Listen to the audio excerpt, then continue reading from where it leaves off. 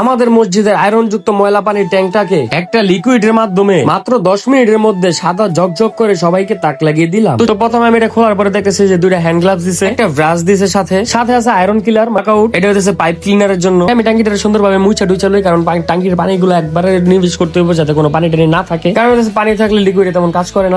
অবশেষে আমরা লিকুইডটা ঢেলা দিলাম, আর লিকুইডটা দিয়া এখন আমরা 10 মিনিট একটু ওয়েট করতেছি, কারণ 10 মিনিট পরে যদি আমরা ব্রাশ দিয়ে মরু দেই তাহলে একদম সব উঠে যাবো। আর আমি তো দেখে পুরো অবাক হয়ে গেছি যে এত ভালো একটা লিকুইড, মানে এই যে আপনারা দেখেন পানি দিলাম সাইডে দিয়ে দেখি বাইরে ভাই আপনারা দেখেন একদম ভিডিওতে কি টাঙ্কিটারে কি করে লাইছে, মানে একদম পুরাতন টাঙ্কিটারে একবার নতুন দগ দগ করে লাইছে, একবার চকচক করতেছে। তো এই টাঙ্কির চতুর সাইড দেখে আমি দেখুন পুরো অবাক হয়ে গেছি যে আমার কি ট্যাঙ্কি ছিল আর কি হয়ে গেল। তো সবশেষে টাঙ্কির ফাইনাল লুকটা দেখেন। আর হইতেছে পাইপের মধ্যে যদি আপনি ঢাইলা দেন তাহলে হইতেছে পাইপের যে পানিগুলো আছে মানে ভিতরের যে ময়লাগুলো আছে সব একদম পরিষ্কার হয়ে যাবো। তো দেখেন আমি পাইপের ভিতরে ঢাইলা দিছি আর একদম ধোয়া ছুটতেছিল পাইপ দিয়ে। তো এইসব পাইপের ভিতরে যাতে পরিষ্কার করা সম্ভব না, তো আমি যখন পাইপ দিয়ে ঢাইলা দিছি তো তখন দেখেন এই যে টিপ কলটা সারার পরে কি রকমের প্যাক করতেছে, মানে একদম কালা ময়লা গুলো সব বাইরে যেতেছে টিপ কলে দিয়ে। তো আপনারা পাইপের ভিতরে যখন পেসিটা ঢাইলা দিবেন তখন হচ্ছে মোটরটা সাইডে দিয়ে আপনারা নিচে টিপকল গুলো খুলে দিবেন। টিপকল গুলো খুলে দিলে দেখবেন যে এইভাবে সব কালা পানি গুলো বেরিয়ে যাবো। মানে আমি মসজিদে টিপকল গুলো একদম ময়লা পুরো জাম লেগে গেছিল, পানি ঠিক মতো আইতেছিল না। তো আমি যখন পাইপ ক্লিনারটা দিছি তো তখন হইতেছে একদম ক্লিয়ার হয়ে গেছে পাইপ, পানি একদম সুন্দরভাবে পড়তেছে।